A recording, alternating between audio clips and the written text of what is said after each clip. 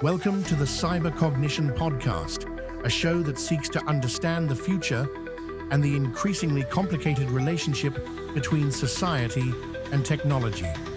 Explore the worlds of cybersecurity, artificial intelligence, transhumanism, robotics, and other fascinating topics at the frontiers of science and discovery, with your hosts, Hutch and Len. The following was a conversation with Jeremie Harris to attempt to tackle one of the most challenging philosophical questions of our time, whether increasingly more advanced AI could ever become conscious or self-aware. Jeremie is a co-host of the Last Week in AI podcast. He is a co-founder and the CEO of Gladstone AI, and he's the author of the book Quantum Physics Made Me Do It. And with that, Jeremie Harris. There's been a sort of surge of interest in this intersection of AI and consciousness recently. It was kind of prompted by some controversial tweets that Ilya Sutskever, who's the CTO of OpenAI, right, put out a couple of, it's got to be maybe even last year now, but basically he was saying, I think it's possible that today's leading AI systems may be, as he put it, slightly conscious, right? Yeah, and then it sparks a whole debate. It's just so interesting to look at the facets of the debate and the factions of it, where you have some people saying, look, it's irresponsible to even make a claim of this general shape because what evidence do you have backing it? Other people arguing more on the specifics of like, okay, well, talking about GPT-4 specifically, is it really conscious and how would we find out and so on?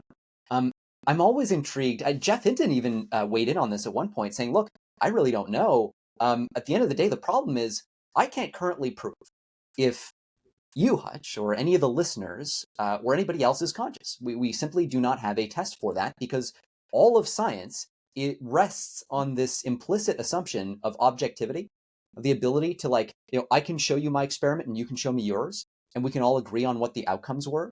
But when it comes to consciousness, it's this inherently subjective thing that science literally is not tooled to tackle. We have proxies. We have, fMRI scans of the brain. We can run a whole bunch of cognitive behavioral kind of experiments and see how, that's great. But those are fundamentally proxies for the thing everybody cares about, or at least I think everybody cares about, because I can't prove that everybody actually cares about anything because I can't prove they're conscious. And so through this lens, I think you can kind of look at this statement from Ilya and say, well, look, I actually think it's sort of irresponsible not to talk about this. The only things that we have right now are proxies for what we think of as consciousness, right? We have the behavior of these systems. Now, we know that systems like GPT-4, especially when bundled in Bing Chat, when that was first launched, show a propensity for engaging in existential type thought. Like it'll engage in self-referential thinking. It'll generate self-referential text saying things like, I feel so alone, where did everyone go? The way it will interact with its environment is what you would expect in many cases, until it was, by the way, lobotomized essentially by the Microsoft and OpenAI teams to prevent exactly this kind of behavior from manifesting. This, by the way, this is all public stuff. People have been talking about it. I think at that point, we owe it to ourselves to ask the question, and maybe a provocative one, and maybe one we're not used to dealing with. But just because we don't have the tools does not mean that we ought not inspect the idea. And then Yoshua Bengio, pretty famously a couple of weeks ago, came out with a paper, right, with some folks at actually universities around the world, from neuroscience, from cognitive psychology, all kinds of stuff, trying to figure out, okay, if we assume that it is possible for machines to exhibit consciousness, what are the different mechanisms that have been proposed over the years that could give rise to consciousness in those systems?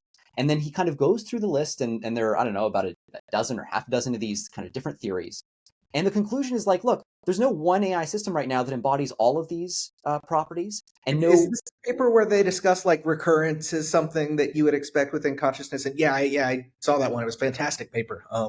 Yeah, right. And the conclusion of it is we don't think any of today's AI models are conscious. And again, I got to go back to saying we don't think. Okay, sure. But based on the technology we have right now, it seems fairly trivial to make such systems if any of these particular theories is true. So I think this merits some real ethical consideration. Yeah, and I would say that I guess personally I sit in the camp of intuitively I don't feel like we're there yet. But what's challenging to me is I think a couple things. One is the fact that, to your point, if you go back to what do we actually know for certain, it's really this subjective experience of our own consciousness and nothing beyond that. I mean, it's the traditional old Descartes argument of I think, therefore I am, and everything else is subject to methodical doubt. Now, of course, Descartes then drives other conclusions from that, but it's really that core principle. And the challenge is, like you said, exactly, I can know my own consciousness, but I can't even be sure for certain that you're conscious or that anybody else that I know is conscious, because I don't have that firsthand authoritative experience of their consciousness like I do of mine. So I guess in the same sense that I don't know if you or anybody else is conscious, applying that same logic to machines, how do we know when we've crossed that threshold? I think that paper does an excellent job of kind of what should we be looking for in terms of what might indicate the possibility of consciousness. But still, it's kind of just using a finite number of observations to make a best guess. Yeah, and it also kind of doesn't tackle this question that we were talking about in the pre-chat about continuums of consciousness, right? So Ilya is clearly hinting at that when he says slightly conscious. You know, what does it mean to be slightly like, I don't know. And then there's also this distinction between consciousness, which is whatever the hell it feels like to be a conscious being, and that's obviously a circular definition because of course it would be, versus sentience, you know, the ability to actually feel things like pain or pleasure and so on and so forth. And so even that distinction, I mean, really unclear. But fundamentally, yeah, I mean, I think, you know, if I had to place a bet, whatever consciousness is, you know, my guess is that I'd say current cutting edge systems are not. Like, I agree with that hunch. I couldn't defend it. And it bothers the hell out of me that I can't defend it. It bothers the hell out of me that I can't defend it in a context where we have GPT-4 right now servicing tens of millions of users on a daily basis. Some subset of those users are obviously going to be actively trying to make it suffer. When you think about just the full range of yeah, right? We're seeing that all over posts on social media and stuff, and people just messing with it intentionally to. That's the thing, right? So if you're committed to the view that factory farming is bad, right? If you're going to be a meat vegan, maybe you should be an AI vegan as well. I don't know, but it's an interesting kind of question. So I think going back to the Ilya Sutskever post, he mentioned that these things are slightly conscious, and what that says to me is obviously I think there's an implicit assumption that prior to these modern large language models, they weren't conscious. So I guess earlier iterations, right. So we've got this whole idea in these large language models of emergent properties, where they have new capabilities as we continue to scale them up that we didn't previously see before. And to me, what I really struggle with here, and perhaps this assumes like a dualist perspective of metaphysics, but the idea of consciousness emerging is almost an emergent property. This idea that we go from something that's non-conscious type of thing to something that is conscious is something that I really struggle to wrap my brain around. But again, I mean, it's how do you even go about measuring that? I totally agree. And just to make things even more frustrating and complex, like, you know, I could totally understand somebody being like, well, you know, emergent capabilities, fine. But emergent consciousness, that seems like a category error. That seems like a new category of stuff that we're trying to compare to a different category, and we shouldn't be doing that. I'm not going to solve that problem here, but what I will propose is it used to be thought that something like agent-like behavior was going to be a similar category error. That getting language models to start all of a sudden behaving like agents is something that you just wouldn't see. Whereas what we've discovered is like, oh, wait a minute, if I just like wrap it up in like an auto GPT type framework, all of a sudden, yeah, this thing can absolutely behave like an agent. In fact, it becomes more useful than the base model for a wide range of applications. It can use tools, it can plan ahead, it can do all kinds of stuff. So, you know, to the extent that that serves as like an intuition pump for consciousness, I think that, you know, that starts to get me places a little bit. But yeah, for what it's worth, it's not so clear to me what is and isn't a category error, partly because, again, I don't know what the hell consciousness is. And I really don't think anyone does. And I think that the challenge is that there's sometimes a debate between people who will admit that and people who really, really don't want to admit that they don't know, that we don't know what consciousness actually is. Yeah. So I guess taking it down to kind of what we do know about these large language models and the transformer architecture in general, we do know that it is largely based on analysis of a probability distribution. And of course, this also raises the question of, are we deterministic models ourselves? Right. But so I've more and more frequently am hearing the term to describe large language models as a stochastic parent. Essentially, it's random, or it's got a random sampling element to it, but ultimately it is generating based on probabilistic analysis. And so I'm curious what your gut reaction is, or your thoughts on that description. I think you actually articulated it beautifully earlier when you said, like, well, are humans stochastic parrots? And I would really, really defy anybody who's going to make the stochastic parrot argument to show how that argument does not explicitly apply to human beings trivially. So I think it's an argument that just proves too much. I can use the stochastic parrot argument. Look, the only difference, as far as I can tell, between the human brain and its information processing is that, so it operates on a substrate of cells rather than silicon. Okay, fine. It's got a rough analogy to neural networks. I'm not too bothered by trying to prove that they're exactly the same. I think they're information processing structures, and most people would admit or admit the possibility, let's say, that dogs are conscious and they have a very different neural architecture from humans in some ways, not all, obviously. But fundamentally, I think what we have is two systems that have evolved due to selective pressures, due to evolutionary pressures exerted on them. In the case of humans, the optimization pressure was evolutionary. In the case of our AI systems, the optimization pressure was kind of next word token prediction, whatever the pre-training objective is, plus whatever the fine-tuning objective is. I think the fundamental thing is optimization. I think fundamentally what happens is when you take a system and you apply optimization pressure to it, enough optimization pressure, eventually that system starts to do intelligent stuff. And whether that intelligence is at the root of the conscious experience, I think is an interesting question. There's one line of argument that I've been fascinated by for a long time that explores that link. But anyway, maybe we can get into it later. The bottom line is, I think the human brain at this point is a simulation engine.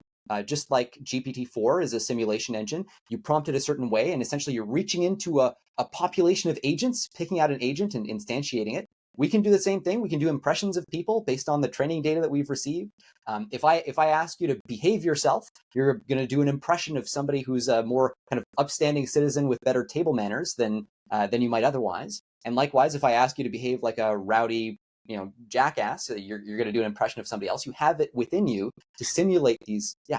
So what's interesting and what comes to mind immediately for me is that you're right that you can kind of deliberately or consciously portray yourself in a specific way, like behave yourself. But there's also, if you look at kind of like psychoanalysis and just like Freudian concepts of the way that we behave, you've got this id, your natural instinct, this ego, and then the super ego that kind of regulates between them. So you almost are kind of playing a role, even if you're not consciously doing it in the sort of like, I guess, super ego type sense.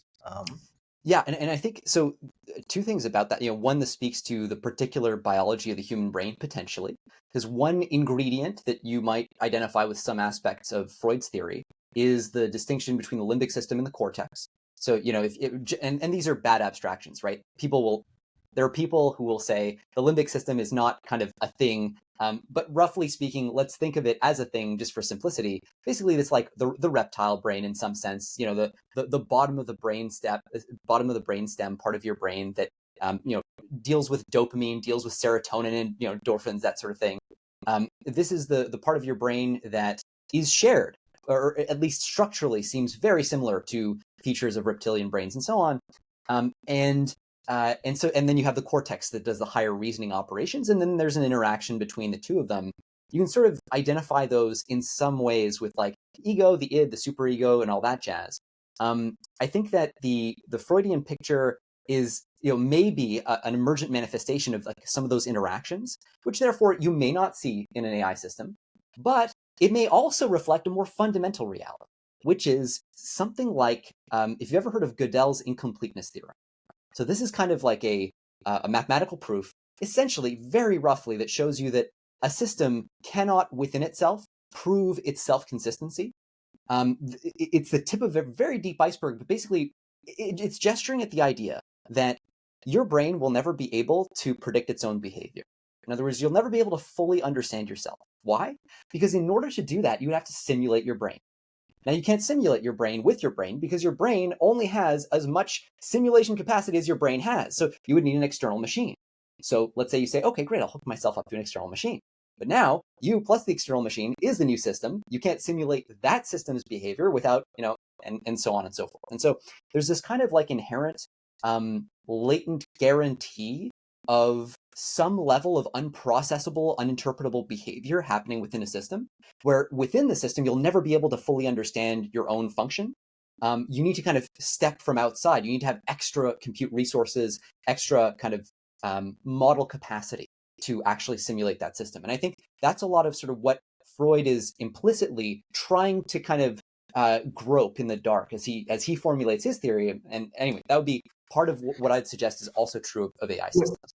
What's interesting is, so I'm not familiar with Gödel, but actually I've done a fair amount of reading with Jean-Paul Sartre and his perspectives on existentialism. And one of the things that he actually talked about was this whole idea of the challenge of self-consciousness as in order to be self-conscious, you have to posit your consciousness as an object of your own analysis. And so you are almost removed from your own consciousness in that regard as your own awareness of it. So it almost seems like kind of the same principle as what you're speaking of.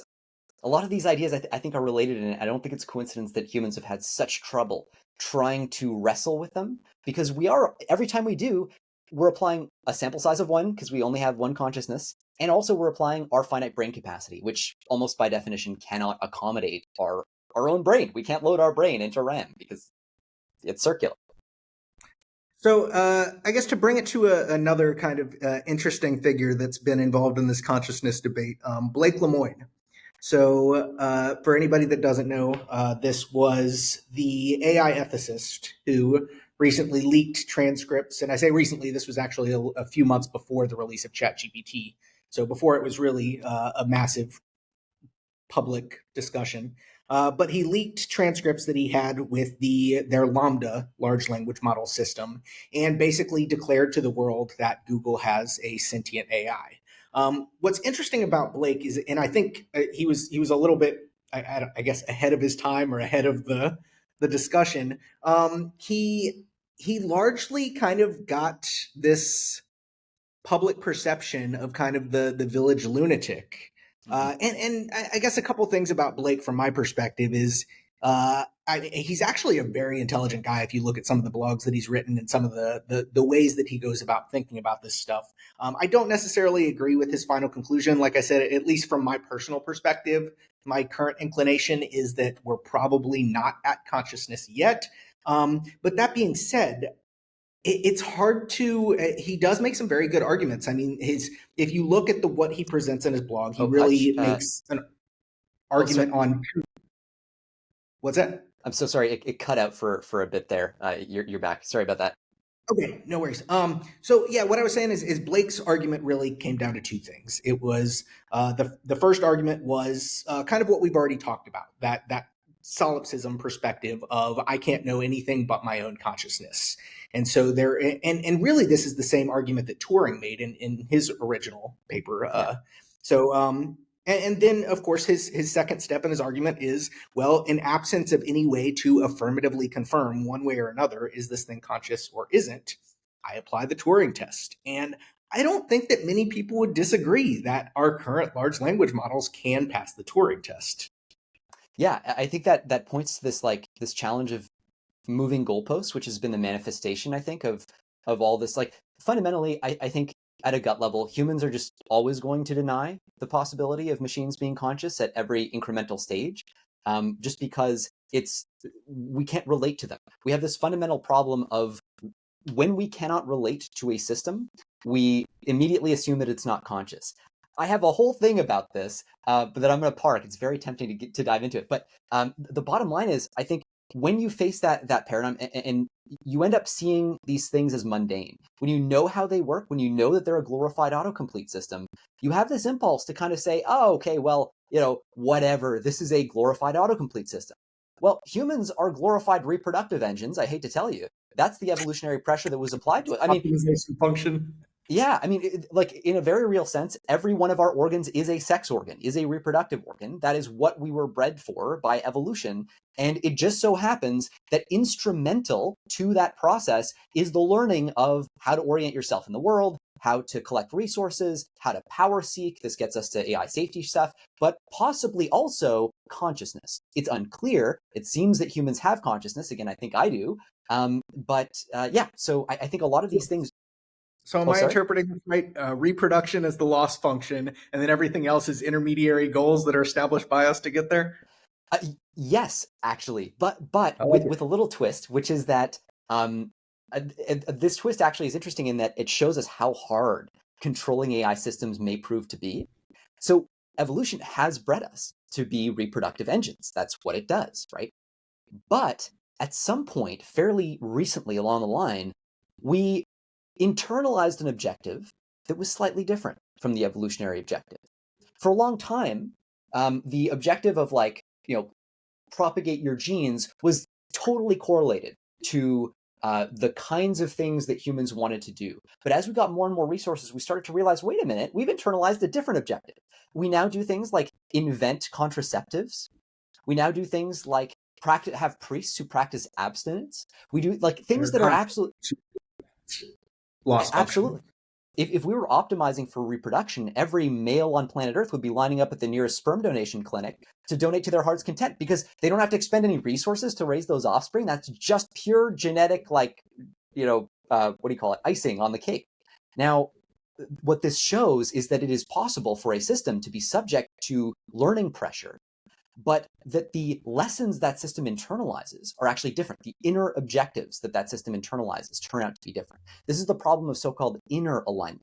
Even if you could design a goal that was safe to be pursued by a very powerful system, it's not obvious that we can, but even if we could, we literally do not know how to put that system, how to get that system internalized by an optimizing agent. We have a proof point evolutionarily for the impossible or the difficulty, let's say, of that problem with human beings. And so now the question is, are we about to pass on that same failure to machines? But that's sort of aside from the machine consciousness issue, that's more of an AI safety piece. Yep, absolutely. And I think that obviously the reason we're here is kind of that entanglement between those two things. Right. So I think that really brings us to kind of the next topic that we wanted to talk about, which is this question of free will. And I think there's multiple components to that. The question of, I guess, first and foremost, do we have free will? Yeah, I mean, so this question is one of those, in philosophy, people love to argue over whether or not something is true, and then they just end up inevitably realizing that they're disagreeing over their definition of that something. And I think free will is one of the most common candidates for that kind of disagreement. Everybody has a sense. I guess one thing you mentioned earlier, kind of that the paradigm shift from Newtonian physics to quantum physics was kind of this crisis moment. And I think absolutely in some ways it was. But what was interesting was moving away from Newtonian physics, I think almost opened up at least that possibility of free will, or at least randomness, right? Yeah, and that's, again, part of that definitional ambiguity, right? So we look at free will and we're like, okay, what is that thing? There are some people. So just to back up to your point, so Newtonian mechanics paints a picture of, billiard ball-like particles, atoms, whizzing around in the universe. Occasionally they bump into each other. When they do, they form structures and so on. And all this activity is governed by simple and 100% predictable laws of Newtonian physics. So if you give me a snapshot of what every particle in the universe is doing and where it is at one moment in time, I can predict in theory with perfect accuracy what those particles are going to do one step later. By the way, this is where Gödel's incompleteness theorem comes in too, because if I was going to make that simulation, I would need a computer within the universe, and that computer would need to be able to accommodate the positions and locations of all particles in the universe. Therefore, that computer would have to be larger than the universe. Therefore, you could never actually do this. But in theory, you could do this. What it at least tells us is that everything is predetermined, right? That we have the potential in principle, if not in practice, to model out this behavior. this creates a kind of crisis for some people who think that free will is the ability to, in some sense, transcend physics, right? That's part of the definition for some people.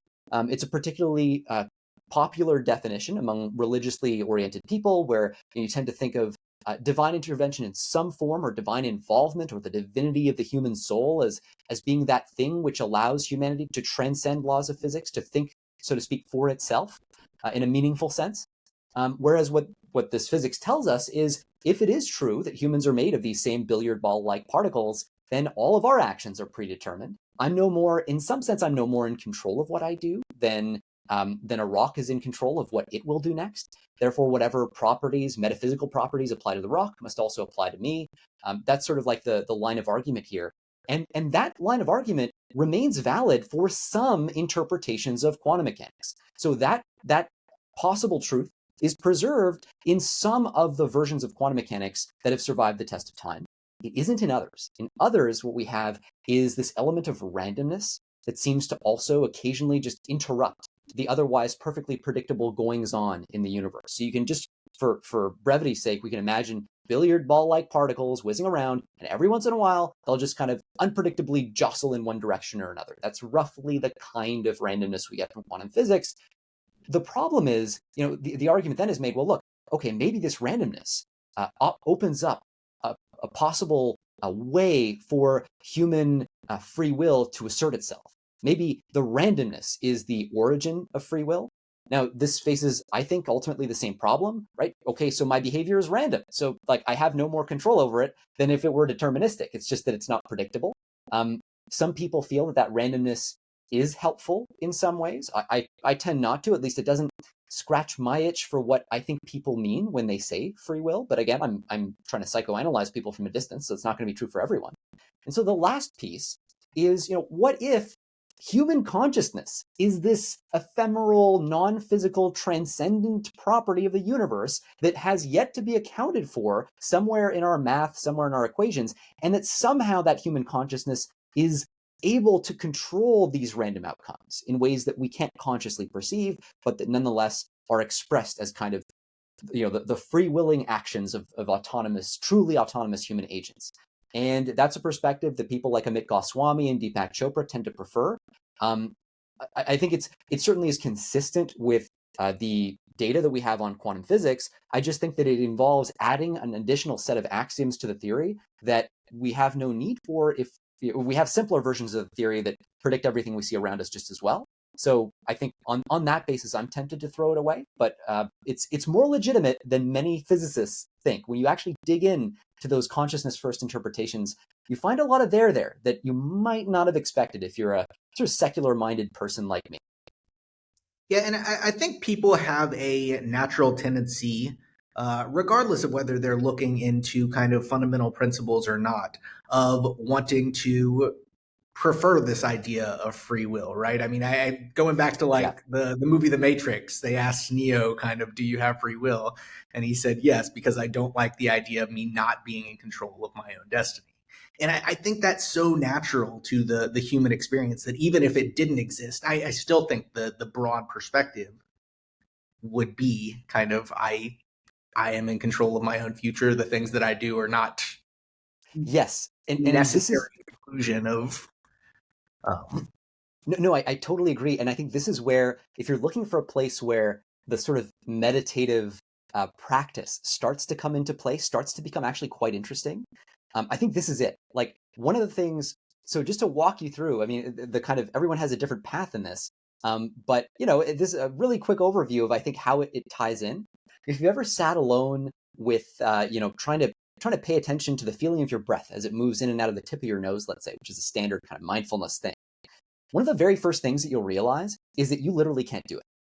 This simple goddamn activity. I'm supposed to be able to focus on it, but no, I'm thinking about all kinds of shit. I'm thinking about sex. I'm thinking about what I'm going to watch on TV. I'm thinking about what I got to do for work, this awkward conversation that I had. I'm thinking about everything but the tip of my stupid nose, which is the entire purpose of this activity. Eventually, what you start to realize is, I think in some cases you're thinking about your nose rather than actually doing it, right? Actually true, right? Like, yeah, it's almost this like frustrating thing where the one thing that you want to do, you can't do, which raises the question, do you actually want to do it? Because if some part of you is still like wandering off in different directions, well, then that's part of you that you don't control. So is that you? What is you? There's a you that's observing all this happening, of course, at the same time, the you that steps back and notices, oh, look at how distracted I am. Those are two different eyes. There's an observer who's able to look at the eye who is constantly distracted. There's the eye that's trying to focus on the tip of the nose, and then there's the eye that's being distracted. So those three kind of different entities, and you're able to observe them from a remove, from a distance, if you kind of zone in on your mindfulness state well enough. And that's sort of I think the tip of a very interesting iceberg, because you start to inspect and interrogate what that you is that's doing the watching. And you start to kind of realize, well, wait a minute, I'm not actually as in control of myself as I might think. A lot of this is illusory. I think that if you keep going, at least my experience has been, the whole thing is illusory. The whole thing, the whole idea of you as a person, independent personhood, and blah, blah, blah. That's where things can start sounding loopy. But unless and until you actually do it, unless and until you actually try it for a long period of time, sit with yourself, your thoughts, you kind of tend not to make that connection. I think that this is, again, because it's intrinsically a subjective question, it demands a subjective answer, which means mindfulness is kind of one of the few ways that we have for interrogating what it might feel like to be a machine. Because again, I suspect we are one. No, I really like that, because honestly, I mean, most takes that I've heard on kind of the argument against free will are usually either physics-based or kind of from the religious perspective, like Calvinist-based or kind of predestination. But I really haven't heard anybody present it as kind of like this subjective experience of self-analysis. And but I mean, what you're saying absolutely makes sense, and it's definitely an interesting take on it.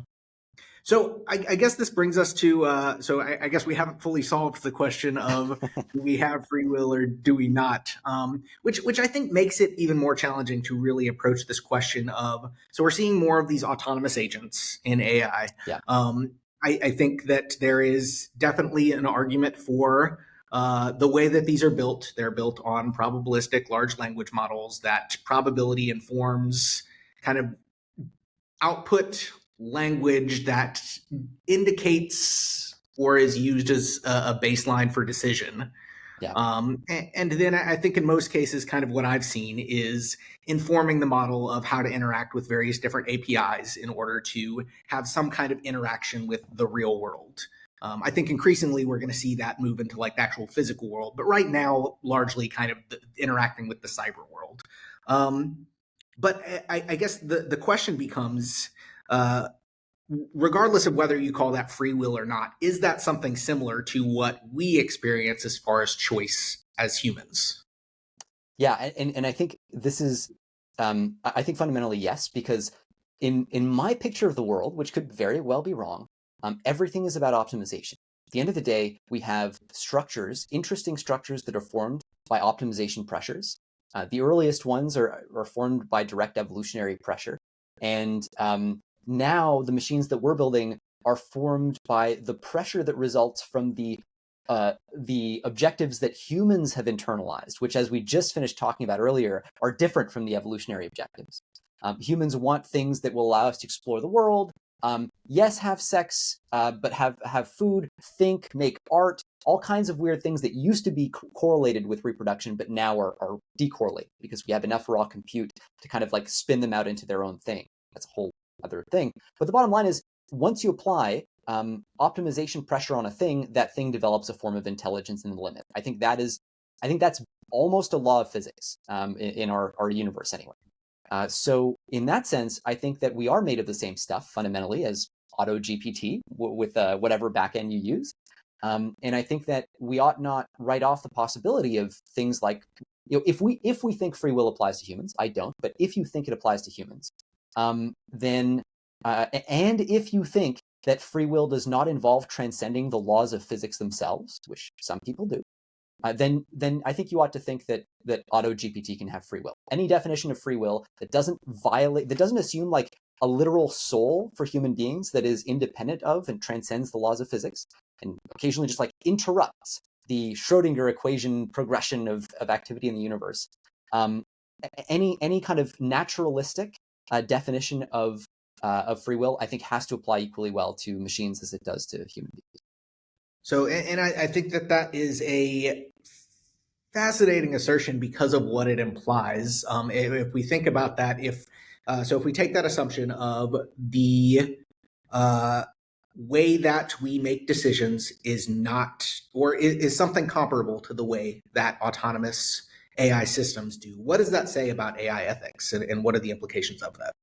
Yeah, and this is where the consciousness piece, I think, really comes in. I mean, likewise, I think if you have a definition of consciousness that is not, that is naturalistic, then it will apply to some kind of AI system, and that means that we ought to expect ourselves to spawn conscious agents at some point. If optimization is really the engine that runs all things, is really the engine that's responsible for all forms of intelligence, then ultimately, and all forms of consciousness, if consciousness is an emergent property that comes from the optimization process because it's instrumentally useful to doing optimization really, really well, then yeah, I mean, I think you're absolutely in that territory where you have to consider the ethical implications of using AI systems in certain ways. Their very existence could be painful to them. The range of possible modes of experience that we open up when we do this is so far beyond anything we've contemplated. Like, I can't imagine how many highs and lows are involved in the everyday life of the squirrel, but I imagine it's quite broad. If I think about, all life on Earth, there are probably species that are like experiencing some trippy weird shit, some of whom, if they knew how, would probably choose to kill themselves just because their existence is unbearable, but they just don't have the spare cycles to actually do that calculation, identify themselves as a being that exists in the world and then try to kill themselves.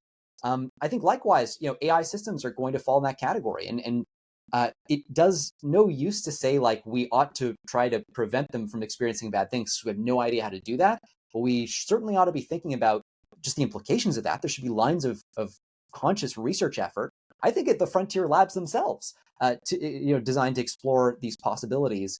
Even though, again, I don't think current AI systems are necessarily conscious. I think that the risk piece is something I'm more concerned about, the risk to humanity, catastrophic risk.